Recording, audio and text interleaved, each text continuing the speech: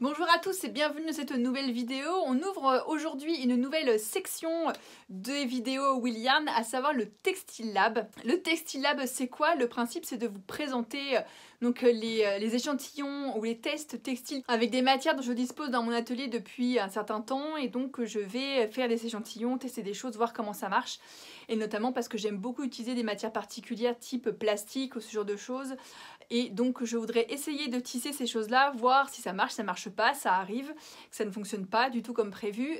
C'est la joie du textile, et ce sont des choses que j'ai commencé à mettre en place dans un petit short où je montrais des échantillons que j'avais fait avec de l'overshot, un fil de ruban que j'avais, et donc je vais continuer sur cette lancée en vous montrant des textiles, des tissus et des tentatives qui peuvent ne pas forcément être très fructueuses.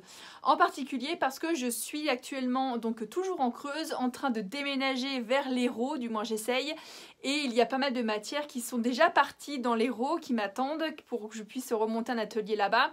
Et en attendant, je dispose de très peu de matière ici et de choses qui me restent sur les bras, notamment en très grande quantité, à savoir ce cône de coton blanc. J'en ai beaucoup, j'en ai 12 des cônes comme ça. Ça pèse entre 3 et 5 kilos, donc j'en ai quand même des vraies quantités. C'est un fil relativement fin. Et j'ai décidé donc de consacrer le temps qu'il me reste à passer en Creuse à utiliser cette matière pour voir ce que ça donne. Donc j'ai commencé déjà là à en tisser un échantillon. L'idée c'était de faire l'intérieur d'une chilienne, puisque j'ai récupéré des chiliennes en bois qui sont bonnes à refaire, notamment parce que le textile à l'intérieur est déchiré.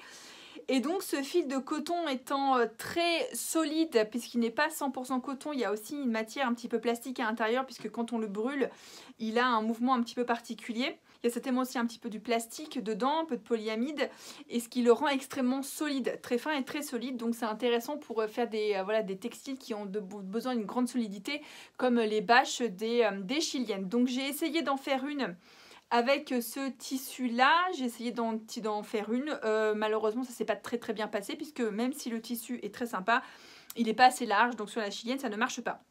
Résultat des courses, je vais recommencer, je suis en train de remonter une chaîne avec toujours ce tissu blanc pour refaire donc un tissu de chilienne, voir en plus il faudra que j'essaye dessus de l'installer, voir si ça va tenir, si ça va supporter mon poids, s'il va se déformer ou non, donc ça c'est vraiment de l'expérimentation, on verra bien. Donc voilà, nouvelle section, le Textile Lab, et je vous présenterai bien sûr d'autres projets au fur et à mesure de mon travail. Je vous souhaite en attendant d'excellents tissages et on se retrouve pour une prochaine vidéo.